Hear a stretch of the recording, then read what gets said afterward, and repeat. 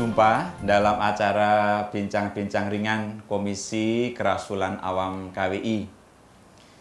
Bincang-bincang ringan kita pada saat ini akan membahas tema tentang partisipasi umat Katolik di dalam Pilkada serentak tahun 2020. Untuk membahas tema itu sudah hadir bersama dengan saya seorang tokoh Katolik yang sudah tidak asing lagi bagi kita semua. Beliau adalah seorang guru besar UI, kemudian juga anggota Ombudsman RI, dan juga anggota pengurus Komisi Kerasulan Awam KWI. Beliau adalah Bapak Profesor Adrianus Meliala. Selamat datang, Prof, di acara kami saat ini. Terima kasih atas undangannya, Romo. Ya, Prof, kita semua tahu betul bahwa umat Katolik ini kan menjadi bagian dari perjuangan dan perjalanan bangsa Indonesia sampai saat ini. Dan juga saat ini juga bangsa Indonesia itu akan menyelenggarakan pilkada di 270 tempat pada tanggal 9 Desember 2020. Dan tentunya umat Katolik tidak cukup hanya menjadi penonton saja, tetapi perlu juga terlibat. Karena ini juga merupakan menjadi hajat bersama umat Katolik juga. Nah, kira-kira menurut pandangan Prof, bagaimana ya keterlibatan umat Katolik di dalam pilkada pada tahun ini, di mana tahun ini akan diselenggarakan dengan menggunakan protokol kesehatan karena masih di tengah pandemi COVID-19. Bicara mengenai keterlibatan, Romo, maka ada 3 bentuk keterlibatan yang sebetulnya diberikan oleh undang-undang kepada kita semua. Pertama, sebagai penyelenggara. Ya, apakah kita sebagai KPU, KPUD, ataupun KPPS nanti, itu bisa kita terlibat sebagai penyelenggara. Yang kedua, sebagai pemilih. Ya, dengan rame-rame datang ke TPS, memberikan suara, pada dasarnya kita sudah terlibat juga, begitu. Dan yang ketiga adalah sebagai pihak yang dipilih, ya, atau kandidat. Nah, dalam hal ini pilkada memberikan kesempatan yang sama bagi semua orang, terlepas dari apakah itu Katolik atau tidak, untuk turut serta sebagai ketiganya. Jadi menurut saya jangan disia-siakan ya kesempatan seperti itu, entah untuk terlibat sebagai panitia atau penyelenggara, sebagai pemilih, dan juga sebagai pihak yang tadi dipilih atau tidak dipilih gitu ya, sebagai untuk menjadi kepala daerah mendatang. Jadi ada 3 hal ya, Prof ya, untuk bisa terlibat sebagai pemilih, sebagai penyelenggara atau pengawas, dan juga sebagai kontestan ataupun peserta kandidat gitu. Nah, Prof, menarik sekali. Sebagai orang Katolik, ketika orang Katolik terjun di 3 ranah tadi itu, kira-kira bagaimana ya menghidupi kekatolikan itu? Karena kan mesti akan banyak sekali tantangan, banyak sekali godaan, banyak sekali hambatan. Tapi bagaimana supaya orang-orang atau umat kita ini tetap bisa eksis, tetap bisa berjuang di 3 ranah itu meskipun menghadapi berbagai macam persoalan? Tentu ranah itu menjanjikan permasalahan yang berbeda-beda. Sebagai penyelenggara, saya kira ya nggak usahlah bicara soal kekatolikan. Karena sebetulnya ini satu bidang atau aktivitas yang terbuka bagi semua orang. Bahkan konon untuk tingkat KPPS, ya, para penyelenggara pemungutan suara di tingkat TPS maupun di tingkat kecamatan, sekarang ada indikasi bahwa banyak orang enggan untuk terlibat. Mengapa? Karena konon katanya jam kerjanya panjang, lalu kemudian juga protokol kesehatannya luar biasa ketat. Bayangkan harus memakai APD selama berjam-jam. Dan yang ketiga juga honornya juga kecil. Nah, jadi di sini bicara soal panggilan ini ya, dalam rangka untuk bekerja menjadi penyelenggara pemilu. Yang kedua sebagai pemilih. Di sini kalau kita kembali pada konteks kekatolikan, maka juga menjadi penting bagi kita sebagai seorang Katolik untuk menggunakan hak pilihnya. Tidak pertama-tama untuk memilih orang Katolik yang ikut serta sebagai kandidat. Itu saya kira salah juga, Romo. Ya. Kita hanya memilih orang yang Katolik untuk kemudian kita pilih. Itu saya kira salah juga. Tetapi kita juga mesti menggunakan hak suara kita dalam rangka untuk turut menentukan haru birunya warna kepemerintahan di lokasi di mana kita berada. Itu yang kedua. Dan yang ketiga, ini juga tidak kalah strategik adalah kalau bisa, kalau mungkin, kalau mau untuk menjadi pihak yang menjadi kandidat. Dalam hal ini orang Katolik betapapun mungkin tidak banyak, tetapi kenapa kita juga tidak mencoba ke arah situ? Tentu di sini juga ada masalah. Pertama karena di sini banyak orang bilang bahwa untuk itu orang harus bersedia untuk mengkompromikan banyak hal, ya. Pertama-tama karena di situ ada aturan tentang misalnya keuangan dari kontestan, yang kelihatannya juga kemudian ada kelemahan-kelemahannya. Nah, sekali lagi tanpa kemudian mengatakan bahwa itu salah, tapi saya kira kita perlu untuk tidak menutup aspirasi untuk terlibat dalam konteks sebagai kontestan pilkada. Demikian, Romo. Terima kasih. Menarik, Prof. Kalau kita masuk ke suasana kebatinan umat Katolik sendiri ya, Prof ya. Paling tidak dengan belajar dari pemilu tahun lalu ataupun pilkada sebelumnya itu ada banyak kecenderungan dari umat kita itu yang ya tidak mau repot dengan adanya pilkada ini, mungkin ditambah lagi dengan harus menggunakan protokol kesehatan, semakin repot, kemudian pesimisme juga, untuk apa ikut terlibat toh juga tidak ada perubahan gitu kan. Jadi ada suasana yang mungkin membuat orang menjadi tidak begitu bergairah khususnya umat Katolik untuk terlibat. Nah ini gimana nih Prof supaya kita sebagai umat Katolik itu ya mengajak saudara kita, mengajak tetangga kita untuk mari kita dukung dan sukseskan pilkada ini. Bagaimana menghadapi masalah-masalah seperti itu? Bisa memahami perasaan seperti itu, khususnya di daerah di mana populasi umat Katolik amat minoritas lah, atau amat sedikit. Mengapa? Karena kelihatannya umat Katolik juga tidak bodoh-bodoh amat dalam rangka berpikir seberapa banyak sih kontribusi suara dia dalam rangka total suara yang bisa membuat si A atau si B menjadi kepala daerah. Tetapi ketika kita bicara mengenai konteks nasional, maka 7 juta umat Katolik itu sebetulnya lumayan loh, ya. Jadi kalau kita kembali ingat pada konteks nasional ya, Pak Jokowi presiden kita misalnya menang dengan 54% gitu ya. Nah, bukankah 4% itu pada dasarnya adalah akumulasi, bisa dikatakan begitu, akumulasi daripada suara Katolik dan suara Protestan plus suara Hindu dan Buddha, ya. Artinya kita sebetulnya berkontribusi pada kembali menjabatnya Bapak Presiden Jokowi untuk yang kedua kali. Artinya kita berkontribusi loh pada konteks itu gitu ya. Nah, tetapi itu tingkat nasional. Pada konteks daerah tentu tadi amat dikaitkan dengan populasi umat Katolik yang tentu saja berbeda-beda satu sama lain. Nah, maka khususnya pada daerah-daerah dengan populasi umat Katolik yang lumayan, saya kira kita juga pada posisi untuk juga turut menentukan ya siapa yang bakal menjadi kepala daerah selama 5 tahun ke depan. Maka itu jangan disia-siakan. Ya, jangan disia-siakan, satu suara pun juga bisa mengubah situasi.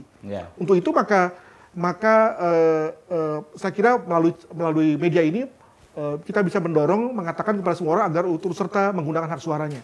Nah, bagaimana dengan di daerah yang memang populasi Katoliknya begitu terbatas, sehingga ya boleh dibilang nggak dendang lah, gitu ya, nggak dendang. Saya kira dalam hal ini paling tidak kita menggunakan kesempatan pilkada ini untuk belajar politik lah, belajar untuk sadar bahwa sebagai warga negara kita juga turut menentukan atau belajar menentukan ya haru birunya bangsa ini minimal melalui perpolitikan di tingkat daerah ya melalui kehadiran dalam pilkada mendatang, minimal itu. Oke.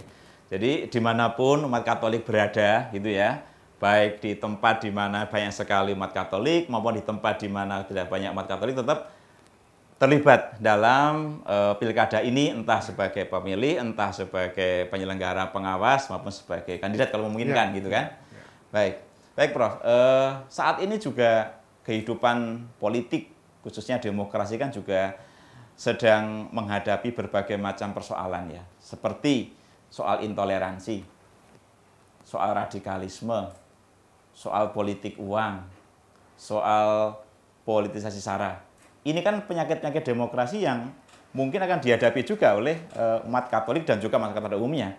Nah, menurut Profesor gimana nih? Resep umat Katolik ketika menghadapi persoalan seperti itu, baik langsung maupun lewat media sosial, itu sikap apa yang perlu diambil? Karena nanti juga itu bisa menentukan bagaimana ia mau ikut atau tidak dalam pilkada ini. Gitu. Ya, pertama-tama untuk berpikir reflektif, Romo, kita perlu bertanya dalam hati kita juga, apakah memang kekatolikan menjadi bermakna dalam hal ini, gitu, menjadi sesuatu yang ring the bell, kata orang bilang tuh, significant. Jika kita memang semua sama-sama mengatakan bahwa memang kekatolikan itu adalah sesuatu yang bermakna, maka ya praktekkan gitu. Jadi jangan oke, kita Katolik, tapi kemudian begitu sudah ditawari money politics terima juga gitu ya. Yeah. Begitu begitu dikirimi berita hoax tentang kontestan lawan ya, diposting juga. Lalu apa bedanya dong gitu. Jadi kalau memang kita semua sepakat bahwa kita memang membumikan lah, menyatakan kekatolikan itu dengan perbuatan-perbuatan nyata, ya saya kira dalam hal ini sudah tersedia sejumlah pengetahuan kita mengenai bagaimana berpilkada yang baik. Ya. Pertama sebagai contoh tidak menerima money politics. Yang kedua jangan menggunakan hoax, ya, apalagi hate, ya, kebencian-kebencian yang biasa berseliweran dalam konteks media sosial. Yang ketiga juga jangan menggunakan berbagai macam kecurangan dalam rangka pemilu, ya, mengganti suara, ya, lalu merobek kertas suara, itu kan sesuatu yang masuk dalam kejahatan pemilu, ya. Yang keempat adalah tadi jangan tidak datang pada waktu pilkada. Nah, jika kita dalam hal ini sudah melakukan itu semua, melakukan tidak menerima money politik dan seterusnya, maka kalau itu memang adalah sesuatu yang sesuai dengan warna kekatolikan, ya udah cocok dong, begitu ya. Jadi dalam hal ini nggak usah kita berbuluk-buluk. Sepanjang kita memang mau membumikan kekatolikan itu dalam konteks nyata, maka sudah tersedia sejumlah perbuatan-perbuatan baik ya yang seyogianya kita lakukan. Maka dengan kita melakukan itu saja sudah cocok tuh antara perbuatan ya dengan apa yang kita nyatakan bahwa kita adalah seorang Katolik, begitu. Menarik.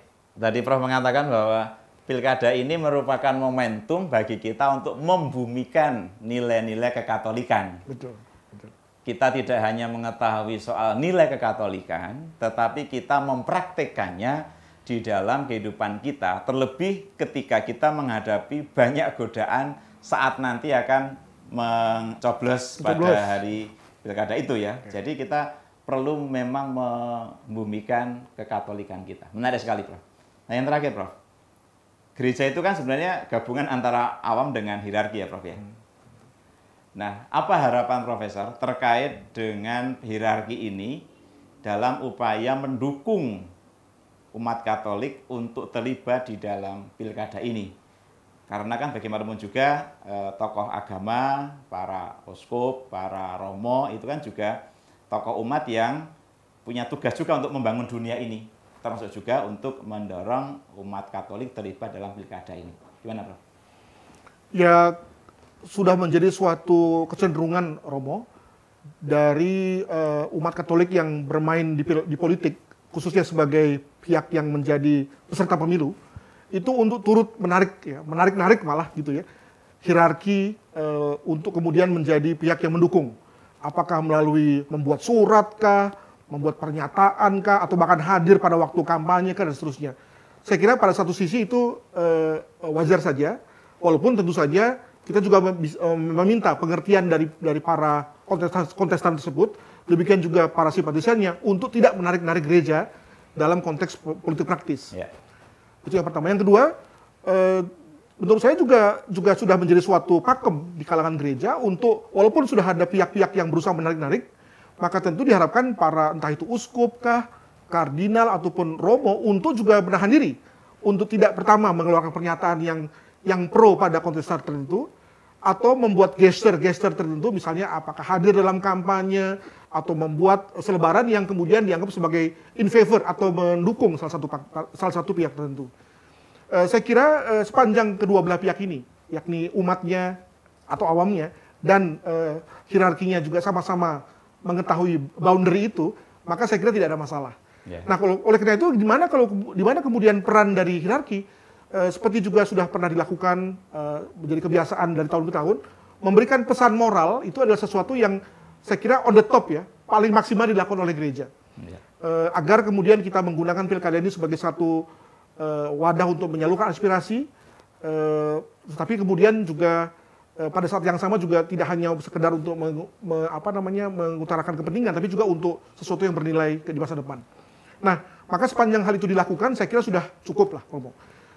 Sudah cukup juga pengalaman dari mancanegara, bahwa ketika gereja mulai menyeberangi batas tadi, masuk dalam politik praktis, apakah melalui membuat surat, membuat pernyataan, atau bahkan terlibat dalam politik, maka yang didapat adalah bukannya mujarab, bukannya manfaat, malah mudarat gitu ya. Sesuatu yang malah rugi, ya.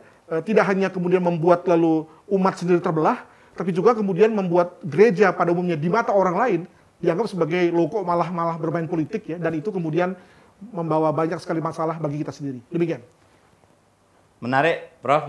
Jadi tugas dan kewajiban hierarki tentu sangat jelas tadi, yaitu berada pada posisi sebagai penjaga moral. Ya, maka seruan-seruan moral untuk menjaga agar umat atau siapapun yang terlibat di dalam pilkada ini tetap mengedepankan keadilan, kejujuran, kebaikan, ini menjadi tugas dari hierarki untuk terus disuarakan.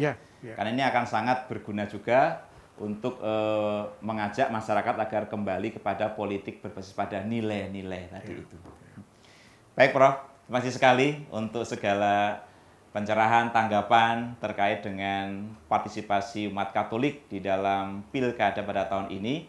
Ini sangat berguna khususnya untuk umat Katolik dalam menyongsong pilkada pada tanggal 9 Desember nanti. Terima kasih, Prof. Ya. Terima kasih, Tomo. Gereja Katolik merupakan paguyuban umat beriman yang diutus oleh Allah untuk mewartakan kabar gembira demi terwujudnya kesejahteraan bersama. Keterlibatan umat Katolik dalam pilkada dengan menjadi pemilih yang cerdas dan bijak, menjadi pemantau, penyelenggara, pengawas, dan kontestan, dan tetap memegang nilai-nilai kekatolikan akan membuat kehidupan politik semakin baik dan kesejahteraan umum akan menjadi kenyataan. Demikianlah bincang-bincang ringan dari Komisi Kerasulan Awam KWI.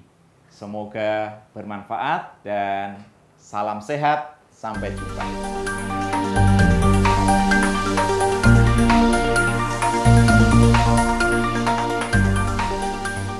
Sudah hadir bersama dengan saya, Mbak Desiana Samusin. Mbak Desi, selamat datang di acara bincang-bincang ringan kami.